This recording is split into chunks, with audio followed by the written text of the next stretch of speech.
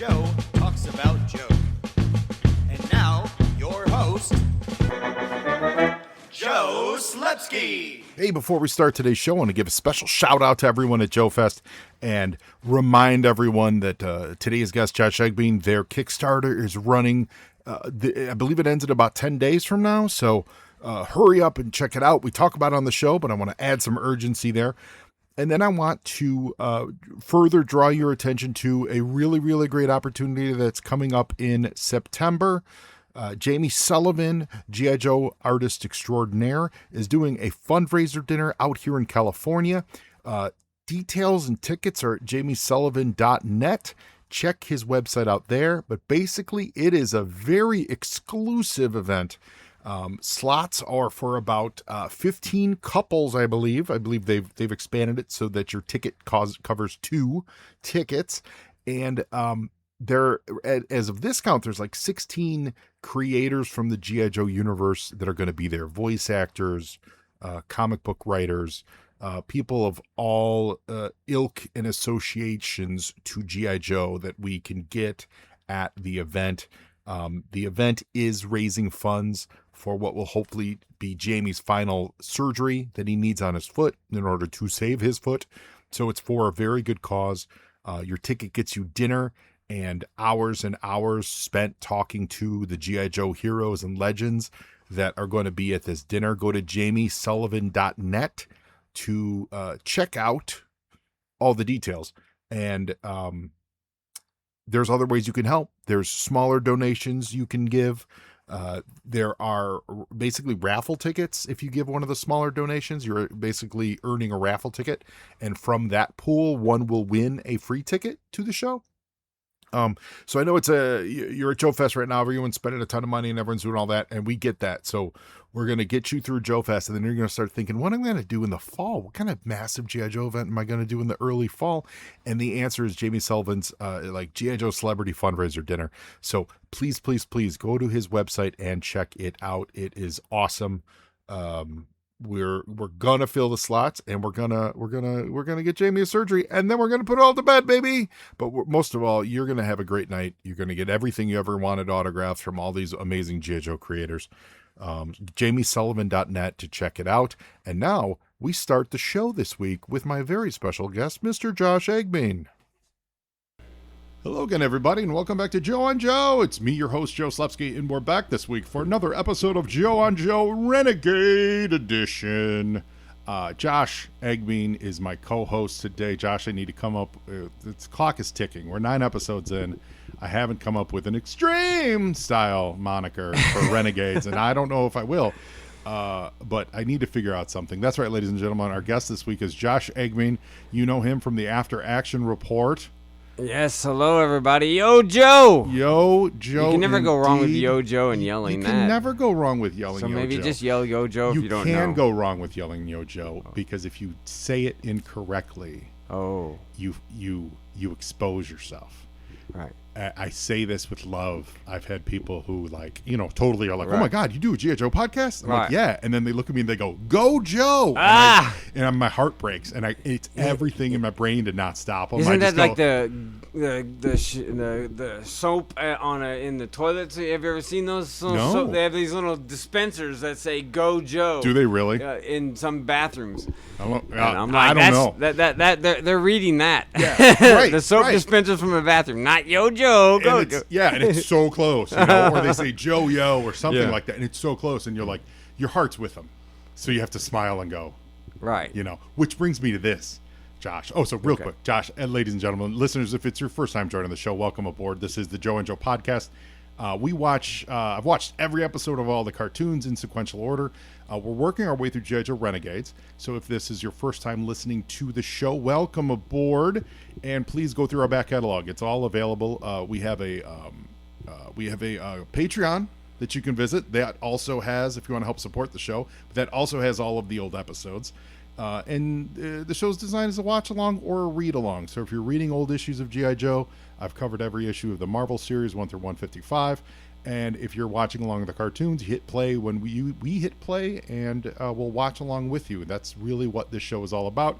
and I love getting back to the roots, and so that's what we're doing here with Josh this week. So we're watching G.I. Joe Renegades, episode 9, which is called The Enemy of My Enemy.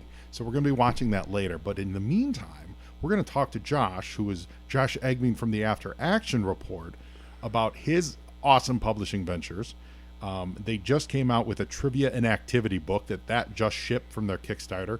And as we're recording this, and as you're first hearing this on launch, we're in the midst of another Kickstarter for the third volume. Yes. Third volume of the Command Files, which covers Cobra. We're going to talk about that in detail. But first, I want to say, talking about being minutia, Josh, as we're recording this, we're weeks beyond Free Comic Book Day.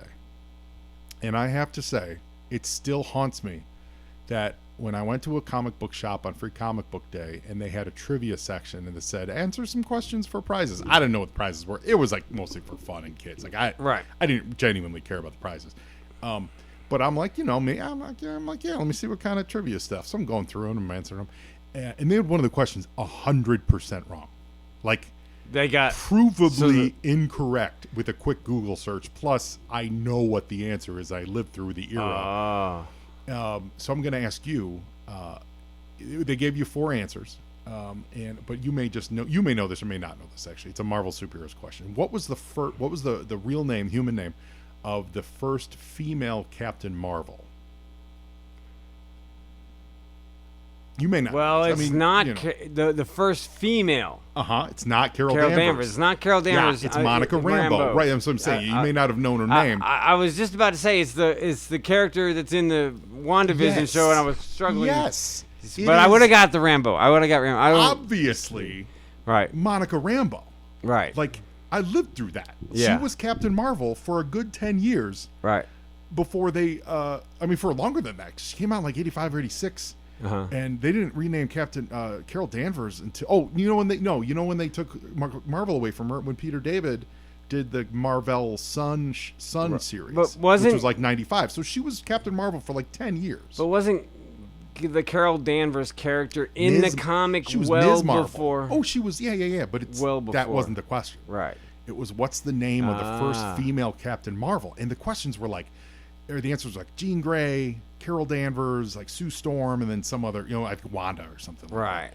Like that. I just write down in words. I go, none of these are right. I'm writing with pencil, right? None of this is right. It was Monica Rambeau. Right. And I even said from Amazing Spider-Man Annual 16. You knew his title off it. Roger Stern, John Romita. Right. I know this is the answer. So I go up to the front desk, and I don't even know what the prizes are. I don't care. Right. They were I don't care. But it was early in the day, and I felt bad for the store because they were provably wrong, and I wanted them to not look bad. So I just I handed it to her, and she goes, this woman looks at me with this smug ass look, goes, I'm going to give it to you. Like, let me get the winning prizes. Right. She goes, because you were honest. Like, you were so close with it. And I went, what does that mean? She goes, well, you missed this one. And the Carol Danvers. Yeah. And there's this dude standing next to me. And I went, is it the Carol Danvers one? She goes, yeah. She goes, it's Carol. I go, it's the Captain Marvel one. She goes, yeah, it's Carol Danvers. Here's the first one. And I went, it's really not, though. I'm like, it's right. Yeah, and I was trying so hard to not be that guy, right? But you know it. But I'm right. Like, it's not a weird. I'm not being a weirdo. Like, you're wrong.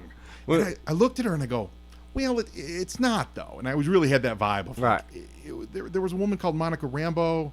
I was like, black woman, she big light powers. She was on, she's in the movies. TV show. She's in the movies. Yeah. I go, she was Captain Marvel like around 85, 86 or something like that. And the lady with the smuggest look on her, is an older woman. Right. The smuggest look. No, you're wrong. And my brain started breaking at that point. And this little a-hole next to me, this dude who probably looked about, he actually looked about 30. Okay. This dude's standing next to me, and he looks up at me. And I'm going to do the voice, but I swear to God, this was his voice. He goes, no, the answer is Carol Danvers. I should know because I bought her issue #1 where she is Captain Marvel on the cover. Nah. Josh, I'm not joking. That was the sound I heard in my ears. It has haunted me since free comic book day. Oh. 6 weeks. Yes. And I looked at that dude and I went, now him I got a little chestier. Right. I got a little more because I'm not here to bust an old lady's chops, but Right. No, she's just working behind the excuse counter on a me, busy you're day. wrong. I looked at him, I go, dude, no. I go, you're not. I go, it's not. I go, her name's Monica Rambeau. It's not. It's okay. And I was trying to be kind. I really was. But it's not. It's Monica Rambeau. And I'm like, I feel like I'm going crazy here. Right. And the dude looks at me and goes, Bro, you're not going to win this argument. I know the answer. It's Carol Danvers. I walked away withholding every ounce of energy I had in my body. Was the light of Monica Rambeau shooting out your ears? It was insane. And I still I was buying some books. I still had to check out. I just went deep breath, walked around, and it's not a huge store, so I just kind of walked around the corner, hit the register. I didn't say another word to anybody. Paid for my books. You know, they had a nice event. They had a wonderful event. Not me. Paid for my books. I walk outside to where my wife was hanging out with some friends of ours who were signing there that day, and I walked over there, and I just was sitting in like a weird haze of like, am I insane? Right. You know, so I had to Google it, of course, because I'm thinking maybe I'm wrong, right? Even though I know I wasn't. Right. And yeah, sure enough, it's an easily provable thing. I don't think my wife has ever been more proud of me when I told her that I just shut up and walked out of the store. She goes, "I'm so proud of you. Like you didn't." I go, "But Bro, you're not going to win this one. Well, Google I bought says, that comic book. My only hope and prayer is that dude went home, was thinking ill of me, was like, What a jerk. I can't believe that big, bald dummy thought that Carol Danvers wasn't the first Captain Marvel. I'm going to prove him wrong. Oh, wait a minute. And then I hope he Captain Googled Marvel? it, Oh, and I hope he wrong. felt terrible about himself. I hope he regrets every life choice he made to lead him to ignore Monica Rambeau. I will not stand for the erasure of Monica Rambeau. She's awesome. Yeah. Thank you very much. She was in Secret Wars. Carol Danvers Was not. Right. That's true. So- Secret Wars is the big turning point for everything. I'm you saying. know what I mean? So that's my trivia. I Well, needed to get this off my chest, Josh. Okay, and great. I've been waiting to share that story on this podcast. I've been on What's on Joe Mind a couple times since then, which, by the way, listeners, if you're hearing this, if you've never listened to our friends What's on Joe Mind, you got to. It's a great show every Mike week. and Rob and Mark. They're the best. They have me on occasionally as a guest star, time filler, general tomfoolerist. I have saved this story because I needed the right moment. Nice. And having you on for a trivia I'm is the the guy. right moment. I'm the guy. to tell my story. And if And if this guy happens to overhear this, it was at a comic book shop in Santa Monica, California, that's all I'm going to say. if this guy happens to hear this, I just want to say, dude, Google. Google. Sometimes other people know things. Listen, I don't know everything. Right. I'm open to learning. I even questioned myself. I Googled it. Yeah.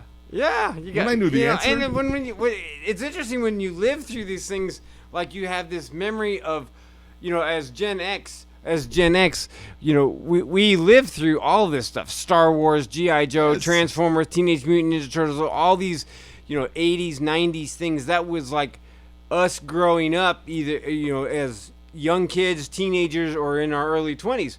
And so when you grow up doing that, you know it. Yes. You just know it because you grew up with it. And it happens with every single generation. Yeah. Right? I mean, like, whatever generation is now, like, whatever, I don't know what the kids these days are into, but they're gonna be like, I 40 years- remember when Skibbity Toilet first came out. It was not in Technicolor. Right.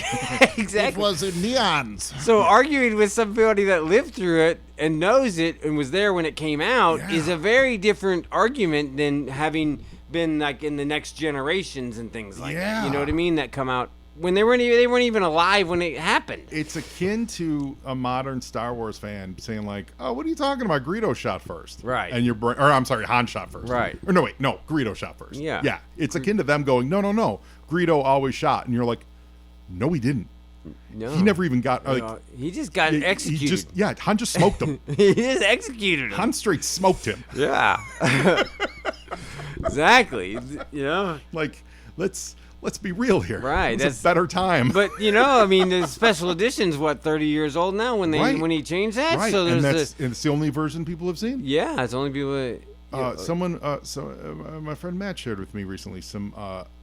I guess the original, when they first released Empire, it was in a 70 millimeter, 2 theaters, a 70 millimeter print that George. It was like a smaller release, and George saw it some places, and wanted to make a few tweaks. Nothing crazy, right? Nothing crazy, but so copies of that print still are existing, where it's little changes, like little pieces removed, and some dialogue is different, and things like that, because he saw it and he went like, let's make some change. I don't, whatever. An artist is an artist, but like, let's make some changes. And then they rushed out new prints for the rest of the screening, and then the old prints were supposed to, I guess, destroyed or whatever. But it was a neat little video, because you're watching it and you're like, yeah, I know this movie backwards and forward, but you watch the same scene and there's just missing dialogue, and you're like, oh, yeah, C-3PO's not saying that. That's weird. But there's nothing, there's no crazy edit. It's just different. Right. I mean, I just read an article about Disney Plus doing this with Bambi. They lightened the death of Bambi's parents. Did they really? In the newer version, somehow, whatever.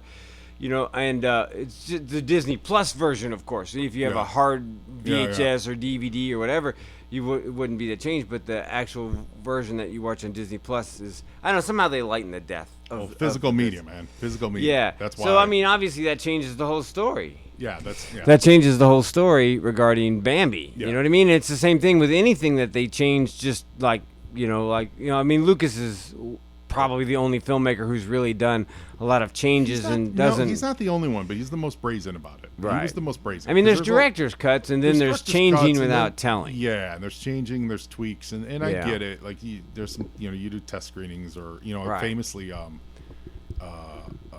and what I like about this is all minutia and trivia, which is we're gonna circle back to your trivia next time. Right. Yeah. I mean, like, there's famously the Kubrick on The Shining, when it first literally first started screening, it had a coda after Nicholson freezes in the snow. Okay. There was a whole sequence of Danny and Olive Oil like in safety at a in their apartment in the real world. Yeah. And I think Danny's talking to a doctor or something, kind of like the ending of Psycho, a little bit, where the doctor's explaining her. Yeah. So I think it's something like that. Part of me shining heads if I get the details wrong. But it aired, or it was released, and he saw it play in the theaters and he hated it. Right. So he literally sent instructions to every physical theater, because this was all film. Right. He said, go to frame XYZ and trim it from XYZ to XYB, trim that whole section out, and then tag it on, splice it together. And Kubrick had the power to do that. Yeah, I mean, and I think he projectionist would have followed. Yeah, I think he went, like, in New York at least, like, went from theater to theater, showing them how to do it. Right. Like, to make sure that it was right. Nice. There's something along those lines. That's kind of the story on that. And so there's always that minutia. Yeah. And trivia about things. That's cool, because I don't know that story. And G.I. Joe has it. Well, G.I. Joe has it with the Todd McFarlane special. Yeah. It's not wildly important in the pantheon of Joe, Joe lore, but it's a whole different Joe adventure that absolutely could have been slotted in and just is different. I mean, I did a whole study and put it in one of our After Action Report books. A comparison on the page, basically, of how Cobra Commander is shot.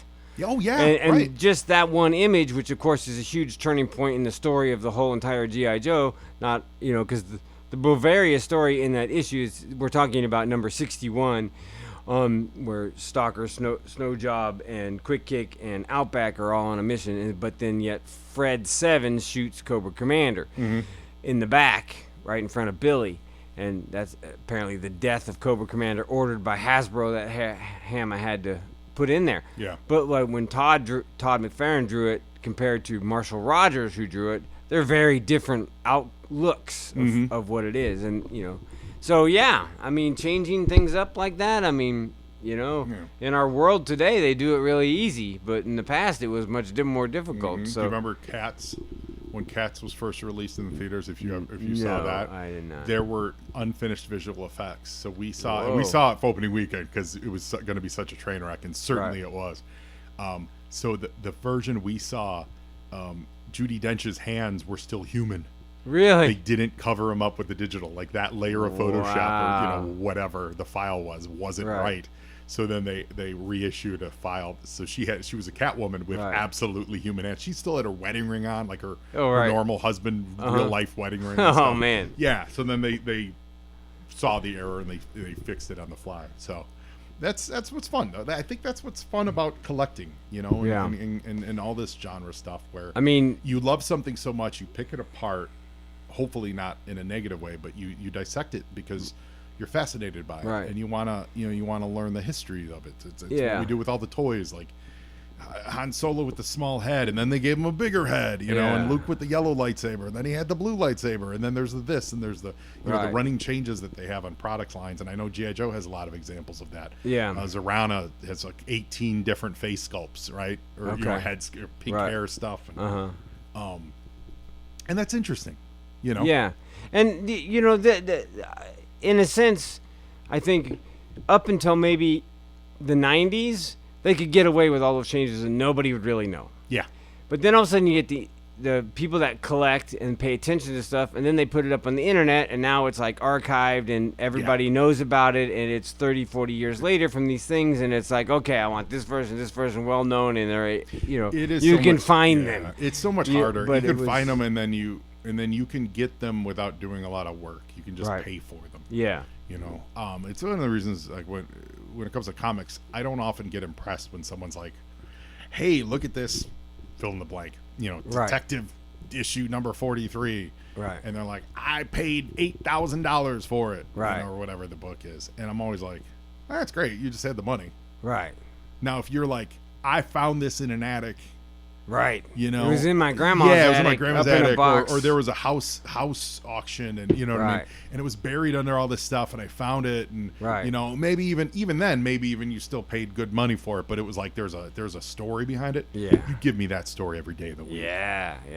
And they still find comics. They do. All over the place, in attics all over the place.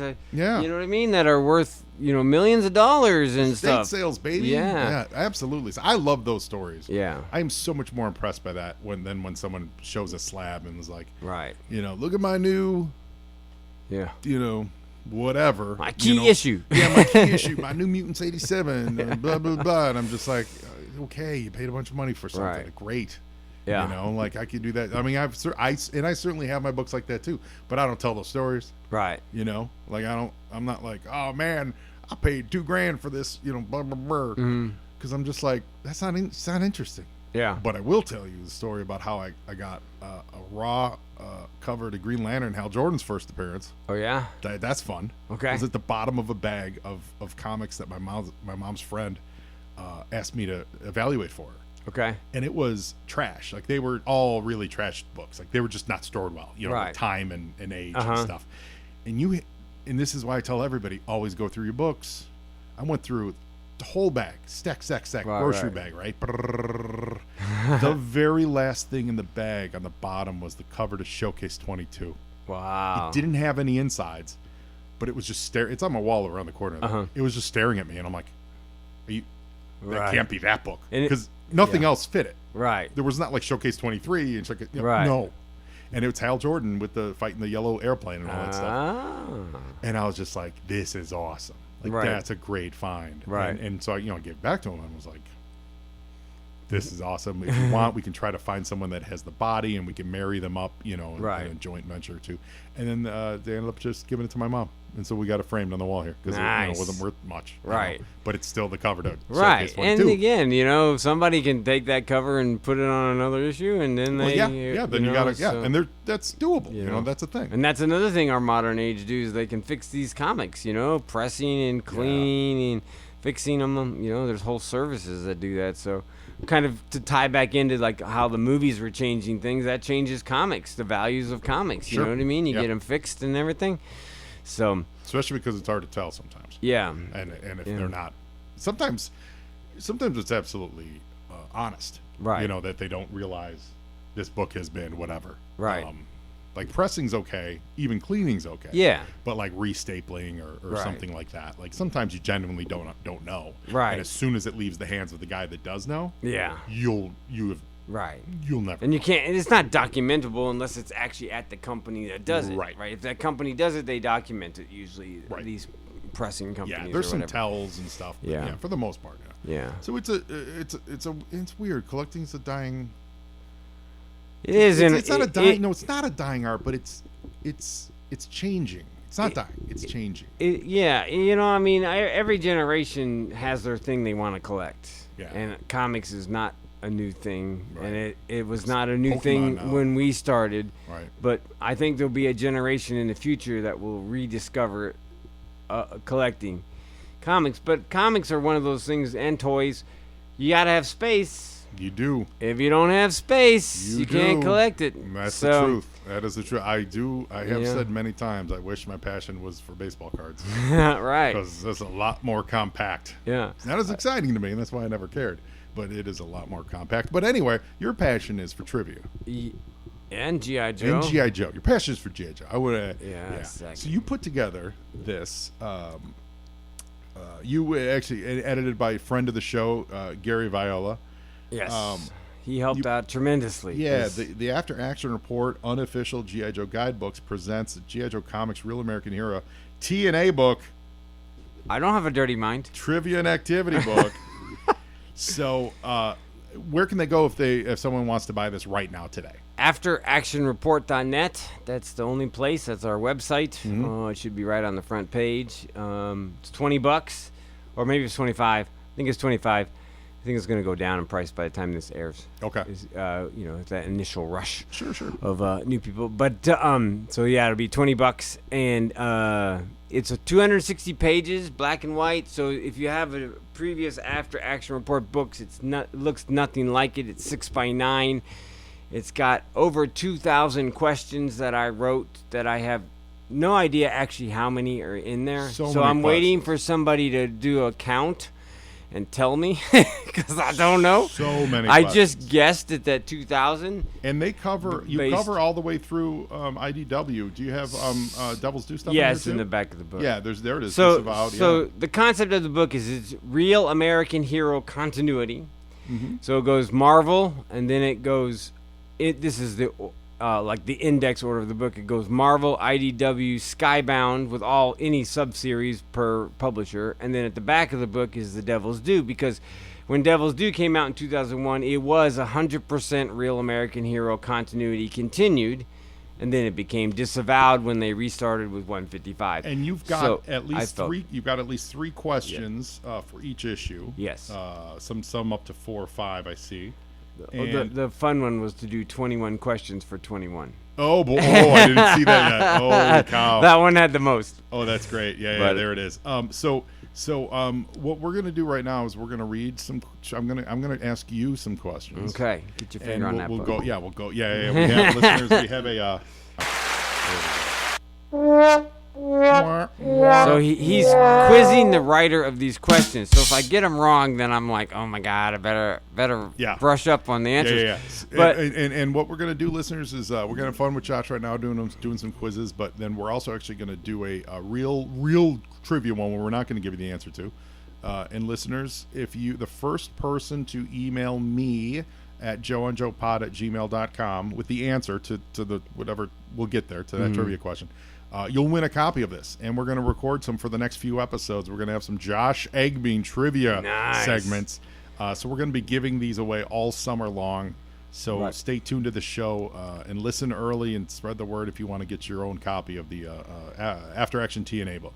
So one thing about when he reads the questions is that there's a number and a letter. So the Uh-huh. number is the issue number, Yep. not the question number. So if he says like 121, that's Marvel 121 or 215 or whatever, ABC, whatever. And then so that's how the book is organized. And the questions, like if it's the Storm Shadow series and the Devil's Due, it's 1 to 7. You know what I mean? So it's like we'll there's- we'll yeah. get there. Yeah. Yeah. So just so the I think audience they'll catch knows, on. especially when they Josh, have to they'll answer catch the on. questions I themselves. have the smartest audience in all Oh, of G.I. then they're Joe going to know all podcasts. these. So you better get The ready to smartest have this and the most fast attractive priority overnight and shipping for your boxes. beautiful smart, funny, and witty audience in all of G.I. Joe podcasting, so I think they're going to get it. So we're going to start with one of the early ones. We're going to start with one of the early issues for you here, Josh.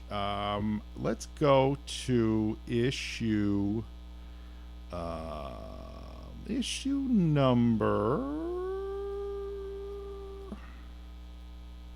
We'll start with issue number 1. We'll just start with issue number. Might as well. I got a bunch on the page here for me. Yeah. Let me make sure. We got to do one from each. Yeah. Era. Okay. I got the answers here too. Okay. Here we go. And there's a book. You got the bookmark. We have these really cool bookmarks created by Jamie Sullivan that will come with your free book. Friend of the show. So you can Man use About Town. Jamie Sullivan. You can use the bookmarks in that. That's why we gave them out. Okay. G.I. Joe Real American Hero number 1. This should be pretty easy. Hopefully. Well, I know you know the answer. I should know the answer to every question in the book. Technically, you should know the answer, but this will be an easy one. Yeah. What Joe is named on a computer screen but never seen, and then recently finally revealed? Shooter. After Jim Shooter, and then her name is Jodie Craig. We all know that one. All right, issue 10.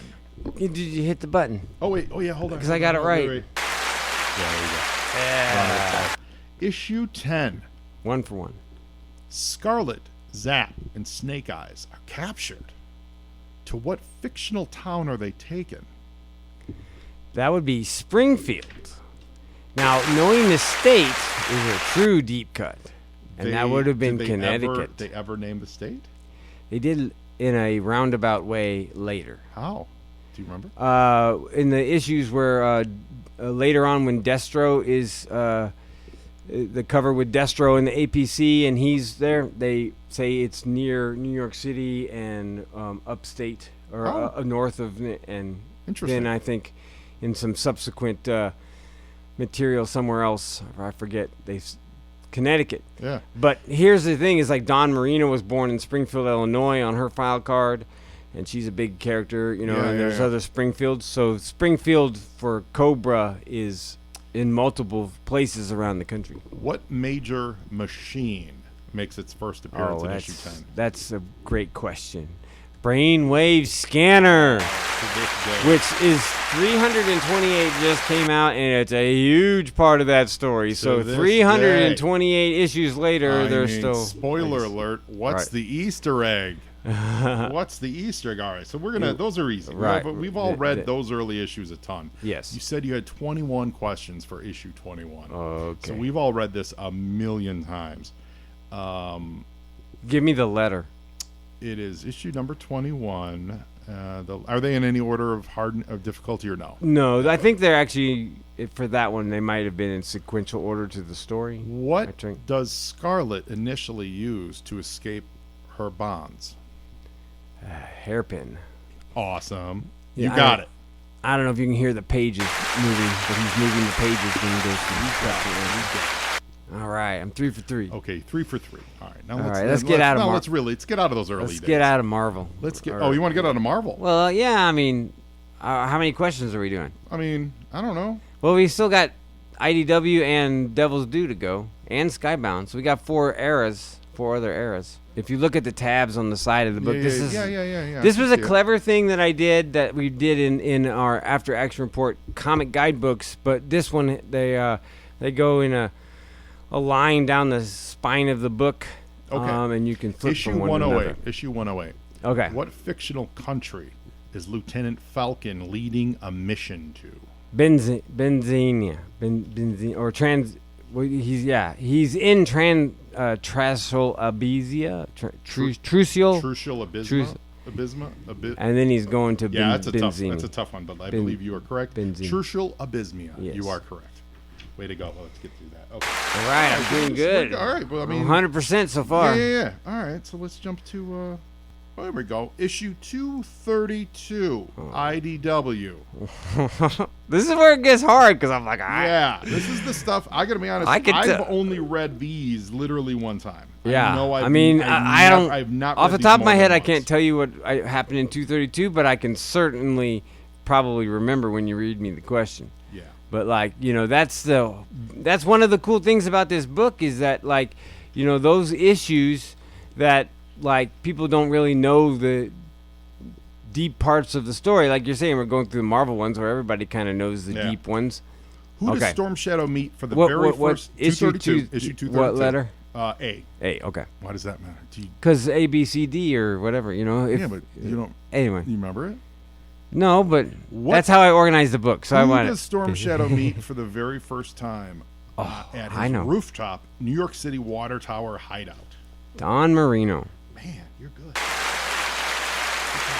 You're good. Yeah, that's a big moment in those comics, It's- right? yeah, for you know those what's two to funny? meet, because guess what he does? You know what's funny? Is He I'm- asks her questions about Snake Eyes, Oh. and Snake Eyes answers with a voice that only Storm Shadow would know. So he doesn't get like some silent reaction. Ooh, He gets okay. her talking. Here's Anyway. one I would not have guessed in a million years. Okay. Issue 241, Okay. number C. Okay. Thank you. As you Thank need you. to Thank categorize. you. Who dies? 241. The answer. it's Who being dies? picked up. Oh, Pale Pony. Pale Peony. Or how's it? No. Hold No. on. Wow. Sneak peek. Oh. Old chubby himself. Again. Sneak peek. Again. Right, that's right. There's a whole huge drama on that story. Yeah. Because he died in the Marvel run very dramatically, and then Larry he forgot, right? the artist accidentally drew him in there, and then let Hama, due to fan backlash, was like, "Oh, I have to figure this out," and then he put him back in the story as alive, and then killed him again. But I mean, it's that whole continuity stuff that fans love, and that artists and creators don't always know. You know what I Right. mean? Oh, yeah. But the fans know. Okay. See, I didn't remember that one. Last one from this era. What falsehood? Issue 262, question A. Okay. What falsehood does Cobra Commander believe? That Throwdown is the real Snake Eyes, technically classified as. You are correct, sir. Same issue. Who gets a new leg, courtesy of Dr. Mindbender and Dr. Claire Hauser? Alpine. Sightline. Sightline. Oh. Sightline. Did Alpine get a new leg? He got legs in the IDW continuity. He got his legs blown off? In the IDW continuity, yeah, he had fake legs in the IDW. So I got my How did he- continuities. Man, I don't remember. I'm telling you, I've not reread a single IDW since they came out. Yeah. So my It knowledge was is like a laser or something. I Really? think. Yeah, it just sliced him off. Then he had those, they those butchered our boy Alpine. sprint legs. Yeah, He yeah. had those. I don't remember that at all. But- I'm so excited to get the new hardcovers because Right. I'll go back and I absolutely will go back and reread all of them. But man, I have not Well, reread I don't- any of them. They don't have any plans for the IDW continuity. Oh, this isn't. Wait, That was the IDW, not the Marvel or the IDW Real No. American Hero era. It's the this was IDW Real American Hero in your book. yes, but the answer for Alpine that I got incorrect. Sightline is the correct answer in the Real American Hero continuity, In but the I regular confused. IDW. I is when they, confused it. Oh, with okay. I Al- see what you're saying. Yeah, I yeah. definitely don't remember that. Yeah. They need to do that other stuff. They need to do one more I compendium. think I got to set. give it more time. Maybe, but Yeah. but do one more compendium set where it collects everything else. And Just Yeah. call it G.I. Joe Everything Else. And you collect the Dark Horse stuff. And I you think collect they the Devil's Due stuff. They got to do the Action Force, British Do- UK. yeah, do they as did much- it for the yeah, Transformers. do as much Action Force as you can. Yeah. Do the Devil's Due. Do the Dark Horse. Do all Yeah. of the IDW secondary stuff. The Yeah. Cobra and all Right. that those eras and the Yeah. Mask and the crossovers and Energons. And, Yeah. Or not Energon, I guess. Hasbro whatever they call it, Universe. yeah. They need to do that third one, and maybe not for a couple of years. Yeah. Give it a little breathing room. All right, last All question. right, so that's La- two last I've question. missed. That's two I've missed. Yeah, but that's all right though. Those were tough. Yeah, they I were tough. definitely would. So when we're in And- the disavowed universe, It was the go to Skybound. It's the really skinny little tab that you is see that there. at the end? No, it's in the middle. You see, there's a skinny, yeah, really yeah. skinny one Okay. because there's not so that you- many. So we do have some Skybound in here. Yeah, all the way up to great. 325. Okay, great. So we're That's gonna where do we ended. All right. Okay, we'll do some Skybound here. Issue number 318. Question number A of Skybound. Get to my answers here. which two G.I. Joes infiltrate the sewers of Springfield? Storm Shadow and Dawn. 3-8. Don Marino. You are correct, sir. I got it. You are correct, sir. Okay. Thank you awesome. for the applause. Thank you. Thank you very so, much. ladies and gentlemen, that's what we're talking about. That's the. We didn't do a After Action Devil's Report. Due. Let's do a Devil's okay. Due. We're gonna do, this okay. one. Okay. We're gonna get. Because to that's a key part of the G.I. Joe history. You know what I mean? Yeah. Those. Okay. G.I. Joe declassified, disavowed. Okay. Okay. So put your brain there. So that's the G.I. Joe series. Yeah. Issue number 2. Okay. Question B. Where was Breaker first discovered? I'm assuming At MIT, learning, doing some kind of code thing or something, or doing something illegal. You answered so fast, I didn't even get a chance to look up the answer here. Well, let's take a look. Sort of no. Sort of no. No, you don't actually mention MIT in the answers. I can't give it to you. But after joining the Army, he starts decrypting top-secret messages. Oh, I could have said that. Yeah, his love of communication brings him to the attention of Agent Provost. Then Hawk tests Breaker with a run, and he passes, impressing Hawk. See, it's a long-ass answer. It's a long-ass answer, and all you said was MIT. MIT! That's all right. So, listeners, this is a lot of fun. It's a lot of fun to sit around and make your fellow G.I. Joe friends feel lesser. Yes. Excuse me, bro. Yes, that guy's bro, voice. You're not going to be right with MIT, bro.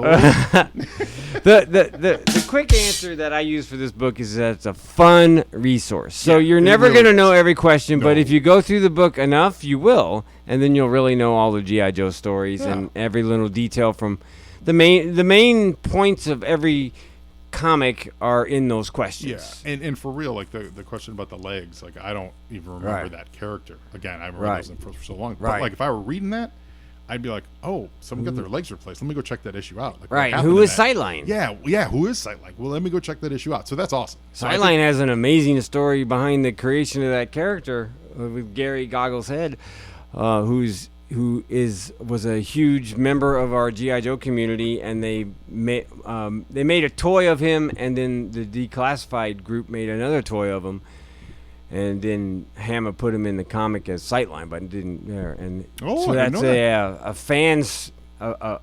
He passed away like shoveling snow. I had a heart attack and was a big part of our community for a long time. I didn't know that. That's amazing.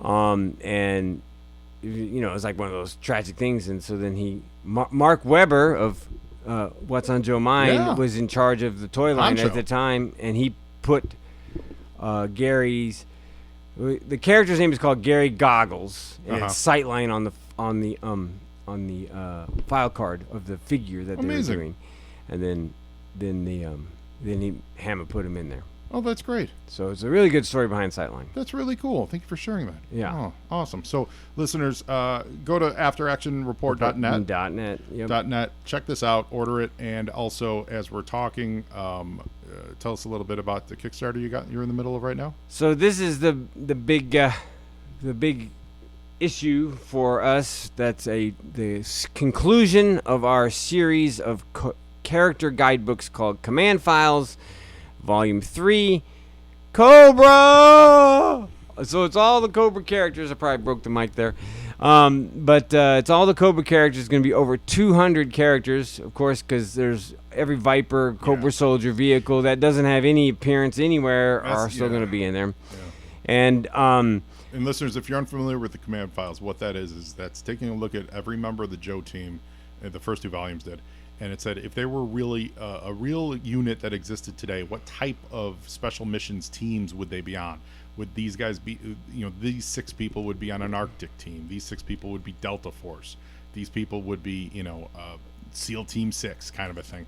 And it organizes them in a nice, like, understandable flow chart kind of way, and it groups them so you get to read their dossiers and read all about them. But then it also builds this world of like, oh, I could see these 6 dudes or 5 people or whatever, 18 people joining together to do Arctic battles because they're on the Arctic team, kind of a thing. Yep.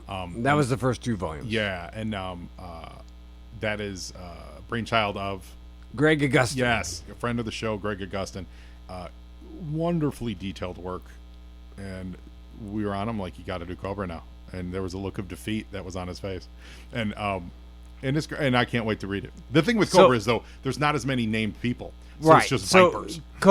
Cobra, it's a terrorist organization, so they have all kinds of different things. So this is the true challenge that Greg has solved, as so in the first 2 volumes, as Joe was saying, they're organized in a way, and he used the Senator Wendy Ling Torres from the Cobra World Order book, where she put together a Senate report on G.I. Joe, and he used that as the structure for both books, as like the intros for the different squads.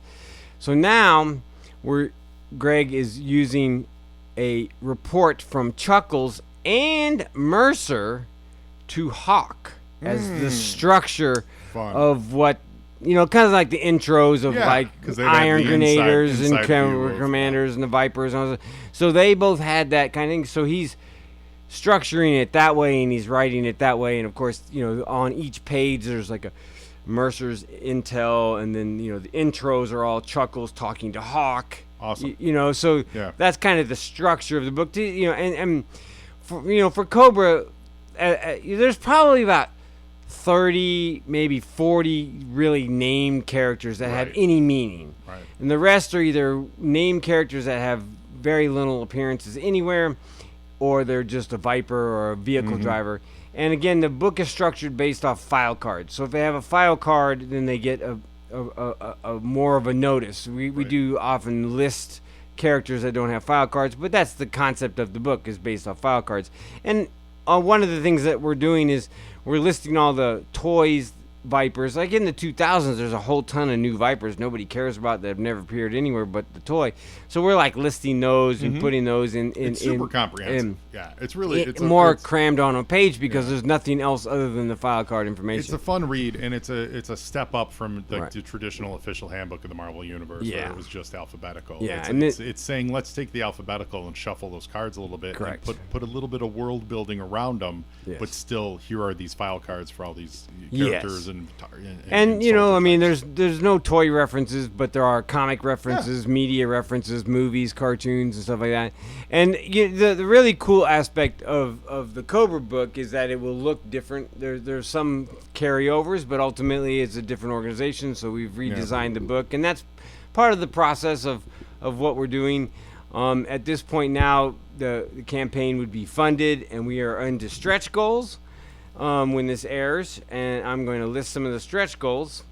So the first stretch goal was our artist is Mark Pennington, who has done the first 2 covers, and he will do a third one, and it will be connecting. So we have 3 wraparound covers that all connect, and we are actually going to do a poster. But the first stretch goal is prints of that. The second stretch goal is everybody gets a print of all the command file things. If they had them before, then they get them again. We actually are going to redo a couple of them. Greg is going to be doing Cobra heads, because Greg is a great artist of himself. The fourth stretch goal, this one's the poster. It's going to be a poster. I'm going to try to see if I can get it 8x33, which would be all 3 prints together. The fifth stretch goal is more of the covers, the sketch and black and whites that Mark did, so you can see the changes. And then the sixth stretch goal is going to be a new dust jacket. If you have the previous ones, you have a dust jacket V1 and a dust jacket V2. There's going to be a dust jacket V3 that would come with every book that Jamie Sullivan is going to do again. This time he's going to put the Cobra characters on the back. Cool. So that's our stretch goals up to around 30,000. If we blow off the doors, I might make up a couple more. Yeah, but and there's no one more generous with stuff like this, with stretch goals and prints and color prints for you to put on your wall, frame and look cool on the wall and everything. Bookmarks and everything. Your Kickstarters are always chock full of those things. So and we appreciate it. Every book we've made has, minus the trivia book, has original art. Right. So it's like worth it to give that art out as a like a virgin print or whatever, because it's all great stuff. I mean, like Volume 3, Larry Hammond drew, the Snake Eyes, Stalker, and Storm Shadow under a Huey in Vietnam. It's a great and drawing. it's a Yeah, great cover. And he it's just a did great that cover. for us. Yeah, and really it's cool. like, okay. You know what I mean? So we got, and Blaylock did Volume 2, you know, and so, like I said, Mark Pennington has now done all 3 for Command Files. So, listeners, if you're hearing this, go to Kickstarter, search for After Action Report or Command Files. Command Files is better. Yeah. But you can do After Action Report, that's entitled, or G.I. Joe. Yeah, but, and you'll find it, you'll see it. Yeah. And also, I'm assuming on like most Kickstarters, you can order older books with your Yes. Kickstarter. You can order older books that you may have missed. And So- if you do that, those will mail right away. Yeah. Of course, Command Files 3 will probably be finished by the end of the year, ship or be printed in January 2027, and then arrive, 6-8 months from now. All right. So now, before we start the show, we're going to do the question. Okay. And this is a trivia question, you listeners. No, now, here's the deal. I know all of you can Google it. Right. As I said, sir, I purchased that book myself. But I know, but we're going to challenge you. I Googled a lot of these questions, and Google couldn't even get them. Really? Because the summaries that are online aren't necessarily complete, and Google couldn't find it, couldn't find the answer. So we're going to ask you to, play nice, play fair. Okay. But if you know the answer to this, email me at joeonjoepod@gmail.com. Just put something like trivia, in the headline, and include the answer to this question. It's from issue 87. It's question number C. So G.I. Joe Real American Hero Marvel Comics issue number 87C. Who leads the Cobra assault on Destro's castle? Don't say it, Josh. This is for the listeners. So who? Don't say it, Josh. Don't say it, Josh. And the answer is not Irving Forbush. So who leads the Cobra assault on Destro's castle from G.I. Joe number 87? If you email me with the correct answer, first one I see, we'll send you a copy of the book.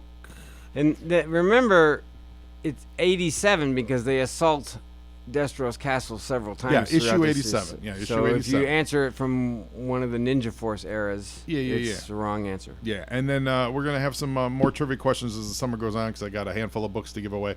So we'll just do one an episode, and we'll get these in people's hands. So that's exciting. Josh, are you ready to watch G.I. Joe Renegades issue episode number 9, am. Enemy of My Enemy? This was fun last time we did this. I'm glad to be doing it again. Yeah, we're gonna have a lot of fun. It's a cool episode in that it moves the plot, but I don't know if I like it. I saw it a long time ago. I haven't seen it since, so we'll get into it. I got some thoughts on it. It's well executed, but I got some thoughts. And so, listeners, call up your episodes, whether DVDs or on YouTube, or we are watching the full spectrum with the credits and everything in it for timing wise. So get ready to watch it, and we'll start. Here we go. Okay, we're gonna go in 3, 2, 1. Okay, which one of you jokers ordered the We've 300 got pounds of beef stroganoff? Roadblock, a tunnel rat carrying a giant box of what he says is 300 pounds of beef stroganoff. It's a lot of beef stroganoff. Breaker's intel placed Mindbender in this building. We grab him. Meanwhile, force him to tell the Duke truth and about the Scarlet Springfield lab. are breaking into the rooftop, and Snake Eyes has already broken it. What do you mean he's not here? We ain't leaving till we get a signature. I like the ass pats. Oh yeah, look at that That's fun. little Cobra symbol, Yeah. hidden, sneaking underneath that. They're going to try to kidnap or get information out of Dr. Mindbender at this location, whatever this building is. They don't really this episode really gets right into it. You know what I mean? Right. And then for seemingly no reason, Scarlet endangers their lives. Right? Yes, by I mean- accident. Like, That didn't work. she says it doesn't need to be a waste. Throws a mine on an antenna thing, which Yeah. then collapses for Falls no off. reason. Falls off the building, and now they gotta escape from the top Right, of the so, like, building. I don't understand. Here come the credits. I don't understand why do that. And let's Was it a radio remove tower? it. Yeah, but remove it from the realm of, it's a cartoon and all that stuff. But like, The insidious enemy that is they Cobra. weren't going to be able to complete their mission. No one knew they were there. Right. So now they draw attention to themselves, and now they have to escape off of a building. For I no guess really that's storytelling for you. good. Well, that's the answer that I don't. That I'm not going to settle for. Like, that doesn't make any sense. Like, No. So right out the gate, I was a little like, what's going on with this episode? Like, because Scarlett's smart. Scarlett's not that. Like, that just seems like a dumb thing to do. Yeah. Now they're trapped on. Right. So now they're trapped. Snake Eyes has to rescue them with a smoke bomb, escape kind of a thing. They're running away on a rope, and it's a cool scene, cool action scene. They swing to the next building, which is under construction. And there's what do they call that vehicle? Do they have a name for it? I think they named it. I don't really remember what it's called, but it's like the Cobra transport thing that has 3D effects. Yeah, the undercover. Yeah, and G.I. Joe. and all of that has nothing to do with the plot. No, it doesn't. That literally, and that's what I'm saying, why it's silly, is nothing to do with the plot. It was just to give them some action. So now we go to inside of Cobra headquarters, and we see Cobra Commander, Dr. Mindbender, and some random dude with the giant snake. Perhaps you can explain why you logged into Is this that supposed to be website some kind of 17 python? times in the Yeah. past month. Well, I wonder if the guys who made the Snake Eyes movies watched this episode. I'm not even joking. Whoa. Because a giant snake just ate someone. By the way, that new pet's got a great name. We're going to find it out later. I'm not gonna spoil it for you. I do like the Cobra Commander mask in this one. It kind of works, he shows one eye, it's a slant face. Well, this show was put out around the first movie, right? So they're trying to get the vibe of the first movie. I think It was like a couple years before. It was the same era. It's the same era. So we get Destro here. He's not Destro yet. He's still just balding James McCullen. Yeah. Play nice, James. And Dr. Bender this is one of whole Cobra's- episode, they play him small. Like he's not Destro. Right. Has he appeared in his mask before this? Or No, he gets his So- mask in this episode. But like, he's just like, you see it as it goes. They're treating him like they treated him in the first movie, Right. which is a subservient to Cobra Commander. Right. I don't like that as Destro. No. I want Cobra where there's two super strong dudes, Right. one with nothing to lose, and one with it being Cobra Commander. It's his passion, right? Right. And Because like in the Destro's there comics, they're close to equal. Oh yeah. And for a little bit in the cartoon, they're close to equal. Very and much so in the not. cartoon, Yeah. they were Yeah. equals. Like it was always like back and forth. Right. You know? It wasn't as layered as it is in the comics, I think, because the nature of the thing. Right. But this is just like Hey, who's the voice? Clancy who's Brown. What? Clancy Brown. Yeah, he's been in a lot of good stuff. I don't so know why now- I remember his name off the.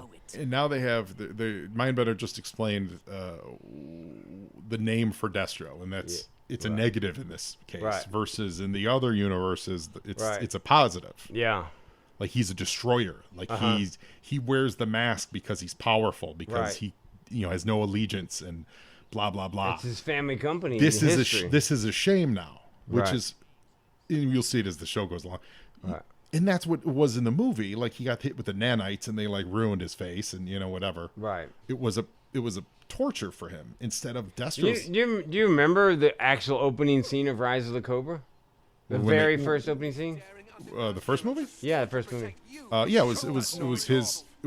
it was his ancestor getting punished, like Man in the Iron Mask. Get the mask. Right. Yeah. Yeah. So then they So- took it as a source of pride. Right. How dare you do that to our Which family? Really, We're gonna I show don't you. think had appeared in comic stories or anything. I think it was more of a movie creation. Yeah, which I think is great. Right. And it still shows our Destro, our modern Destro, as being Yeah. powerful. Yeah.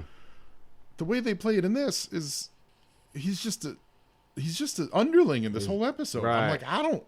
Now maybe it's because they want to give him some place to go on the show. Like maybe who knows? By the time we get to the final episode of this show, maybe he's like bad, awesome. Right. Like I don't know, so I'm gonna take it with a grain of salt.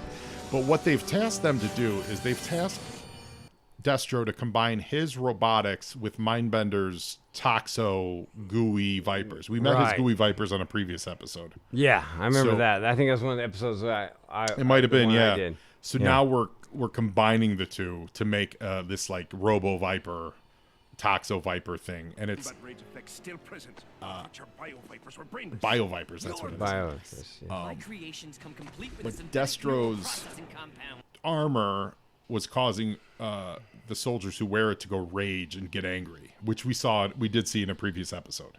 Right. So they haven't conquered the rage yet. So now this combo Viper is going Designed nuts. to stimulate a fight or flight instinct within the brain. Yeah. So it's all a cluster. Think of you know what this is reminiscent of. I mean, it's not terrible, but some of this is reminiscent of RoboCop. Like Ed 209, yeah. you know, Ed 209 Yeah. when they bring him in the boardroom and they're like, look, Look, he can and do then he everything. shoots Drop the the shit gun. out of Yeah, everything. yeah, drop the gun. And he never drops the gun. Like that kind of a thing. Like, Not burying, storing. This may look like a garbage barge, but it's actually a Cobra I mean, weapons transport. oh, that's fun. I gotta say that anytime you hear Clancy Brown's voice, like, he's just got such a good voice for Oh, he's great. bad guys Yeah. and good guys. Oh, and now who's whatever. that? Toxo Viper? Who do we think that is? That dude's It'll be face was Scrap Iron, scarred up. probably. That could be Scrap Iron. Yeah. Yeah, Yeah. could be.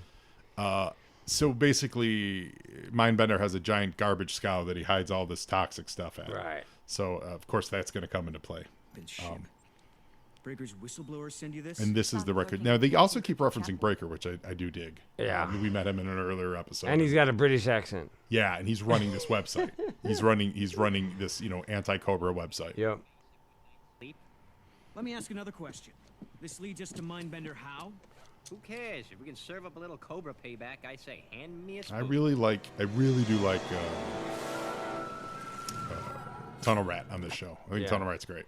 He's like the humor. He is the humor, and he's like kind of like the voice of reason at times, and like, boy, that's like, so that happened kind of a guy. Right. Like, yeah, which is fun. Snake Eyes a step ahead of everybody as usual.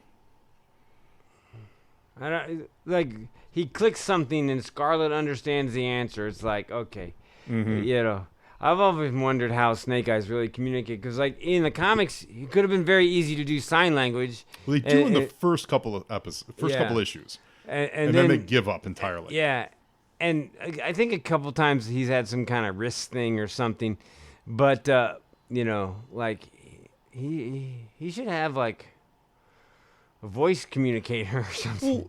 The answer is just ASL. And the answer is they all should be super fluent, or at least the people that are close to him should be super fluent in ASL. Yeah, exactly. And it's not the case here. It's not what's happening. No. But this Bio Viper has escaped now, and it's kind of this like think of the Dianoga from Star Wars, the trash compactor thing. Yeah, I think that's the vibe they're going for here. Hit those pop guns down there, we all pop. And so it's attacking the Joes. It's definitely a Star Wars riff on the Dianoga. It comes up from underground with a bunch of guns. It's shooting at the Joes. Better idea. Aim for the weapons. You wanna blow us up? If we can't have the evidence, neither will This is Cobra. also the plot of Daredevil. Daredevil Born Again Season 2, a giant weapons barge in New York. Yeah. About a decade before. Yeah, right. A decade before 2 the decades, show, 20 years and before, after, after the comic. Right.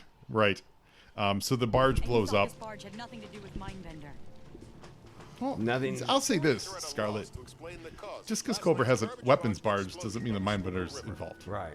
It appears our whistleblower has resurrected himself. Cobra Commander's great.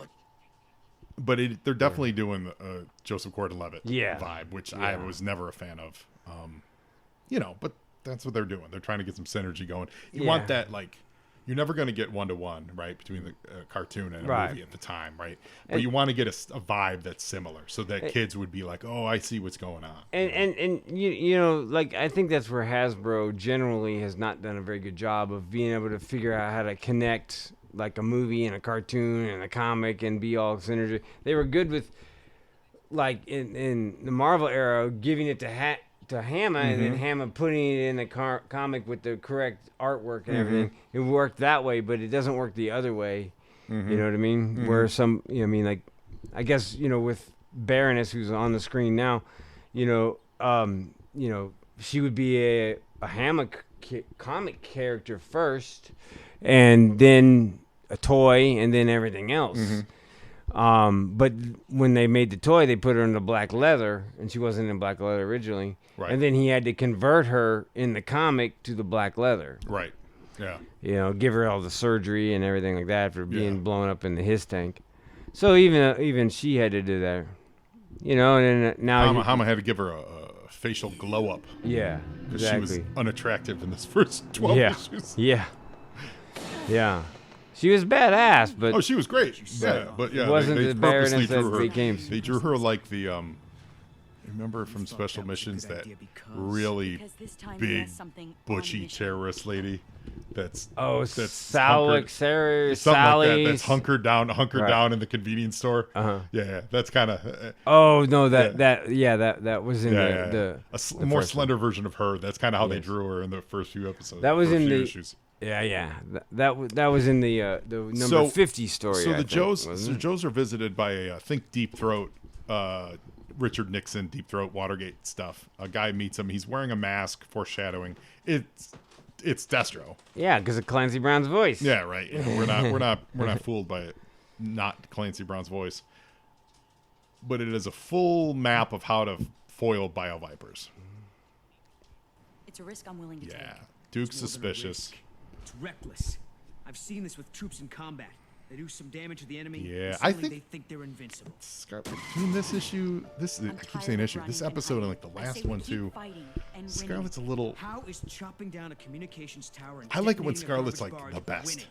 Right. She's a little maybe angry or something. She's a little off in these. Like she makes mistakes. Like Duke's the best in this. Duke's the one that's always right, and she's the one that maybe doesn't go far enough or goes a little too far. And I don't know. I like my Scarlet to be like. Yeah. I said this on the last time we watched this, is that I don't like to see G.I. Joe as like the small team fighting against the big Cobra. Larry Hama's done it. Almost every version of comics have at least touched on it at some point where Cobra takes over or they're working with the government and G.I. Joe's on the bottom end. Yeah. I never liked those stories. Well, I like it when G.I. Joe's equal or ahead of Cobra. I mean, that's kind of the whole point. I mean, it's okay for a couple characters, but ultimately, like, in the whole concept of this show is that they're on the bottom end. It's also depressing because, like, all the schemes that they have Cobra doing on this Renegade show, yeah, it is really happening in our real life. Oh, yeah. I'm not even joking. Yeah. Obviously not biovipers, but there's so many of their schemes where they're like, yeah, we run all the Walmarts in the world. Like, oh, yeah, you do. Yeah, you do. Like we're doing this. We're doing this to try to bilk you out of your money. And you're like, oh no, that's actually something that's really happening. You know? Like, well, who's to say some country out there isn't building robots that will end up fighting the humans? Well, that'd be awesome. Yeah, I'm there for that. Yeah, that's just not bio, Skynet but the stuff. The yeah. But like, yeah, the non-sci-fi craziness of these shows, all the normal everyday way that they've wormed their way into society. Yeah.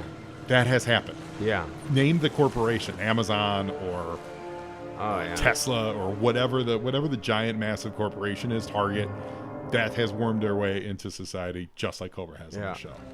Yeah.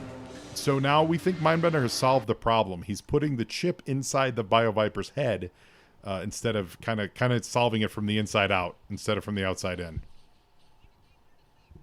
And they're better. They're already ducking, which is good. Yeah. I think also with this show too this is very much a Cobra episode, in the sense of like Cobra's the main story, and they're kind of winning.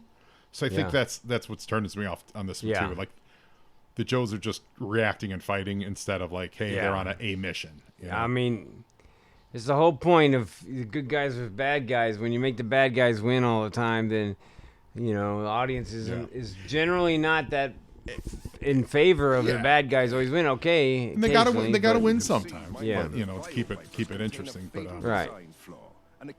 So it's kind of like the second act is okay for the bad guys to win, but the third act, the good guys gotta win. Yeah. Yeah. So Destro here, thinking that he sabotaged Mindbender's stuff, now is bringing in his troopers in his gear, thinking that and it's just totally out of RoboCop. Yeah. This is I have my Ed 209 solution, and then the other guys are like, no, scooch over. We got RoboCop. You know, we're gonna save Detroit with RoboCop. Oh no! Look how tunnel rat. My highly trained Iron Grenadiers and my Oh, and he calls them Iron Grenadiers. Nice. That's cool. Yes. That's a great toy comic reference in this non-toy comic. Well, I guess they made toys of this, didn't they? They definitely did a line of Renegades, and they look pretty good close to the show. I don't know if they did like an Iron Grenadier like that. Right. It would make sense if they did, but I don't know. But I know they did versions of all the main guys under Renegades. And to my knowledge, there was not even like mini comics or anything related comic-wise to this, like a promo comic or anything in Renegades. Yeah. I think they at one point solicited that they might make some, and I've seen the solicits way back when, but I don't think the comics ever came out. Yeah. So Destro was feeling himself, and he basically gave Cobra Commander an ultimatum, saying, "Look, my guys are working properly, so you're going to cut me in on, you know, hefty fee, and I'm going to be cocking the walk."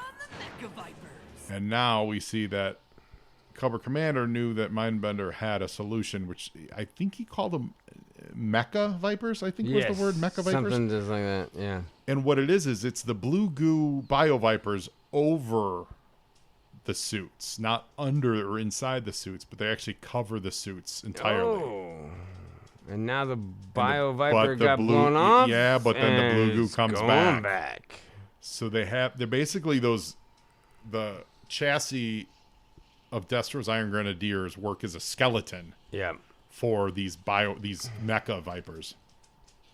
Which is, I love all these ideas. This is really cool. Yeah. You know? I really do like that part of it. And it kind of fits into the scheme of what Cobra Commander or Dr. Mindbender would come up with in a different, world. Yeah. He tells me everything. And we see here that, especially the details of your extracurricular activities. So he knew they were following Destro the whole time when Destro gave the secrets to G.I. Joe. And this is the part where I'm like, Destro's getting played. Yeah. Destro's the man. Yeah. Right? Yeah. But he did always, in between. He's always somehow in between. Well, but by his own choice, though. Yeah. He sometimes he's like, I need to be more honorable. I need to do, I need to live with honor. Yeah. So he'll switch sides because what you did was terrible. Right. But this is just him losing. Yeah. And again, maybe in 10 episodes he flips it and is like, I'm awesome. But you see how it's going in the Skybound comics today? Right. He's his own dude. Cobra Commander's strong. Right. But also Destro's strong too. Yeah. And Destro thinks he's taking Cobra over, but Cobra Commander thinks he's doing this. Uh-huh. Did you catch what the name of that snake was? The Cobra. No. Oh. Serpentor. Oh, no. Did they? Yeah. Did he just call him that? Yeah, his giant snake is named Serpentor. Nice. So you can do both of them being strong in their own way and still have them at odds. Yeah. And this is just making the choice to make him subservient to Cobra Commander, which is kind of what they did in the movie. Right. So I get why they're doing this. Yeah. But I don't like it. Yeah. It's not my favorite brand of Cobra. No. I like it when they're both strong because then there's just always this friction, within friction. Yeah. And, it's funny is because in the trivia and activity book, I have a little sub story. I said, why can't the bad guys get along? You know what I mean? And it's it's a comic trope and it's a bad guy trope. The bad guys can never get along, and it's always their undoing. Well, they typically don't. Yeah. I mean, look at modern politics. Right. The bad guys don't get along very well, no. and they turn on each other. Yeah. Because they're always out for each other. Right. They're always out for themselves. Yeah. And eventually, your interests will cross with my interests. Right. But you're the president, so you get your way. Yeah. Well, I've just sacrificed all my good standing in whatever society to support you. Right. And now you just screwed me over. Yeah. Or you fired me, or you did something. So then I'm vermin, but I'm still going to be against you now. Or actually, he might have just said his name. Actually, yeah, he just said it. Spoiler alert! I jumped the gun there. But yeah, it's Serpentor. He called him Spencer there. Yeah. Yeah, it's pretty great. So that's the idea. Is You show me where a bunch of dudes who are kind of a-holes get Right. along really well. Yeah. And I'm telling you, it ain't gonna last long. Right. It doesn't. And ain't you gonna know, I last mean, that's bad guys just can't get along, and you know that's always the thing with the Destro's got as his head. punishment, Cobra Commander puts this metal mask on him, Yep. using screws to bolt it into his head, which is crazy. Yeah, that's gotta hurt. Yeah. Yeah. So he actually looks a little bit like Trapjaw from He-Man. Oh yeah, from the He-Man. Yeah.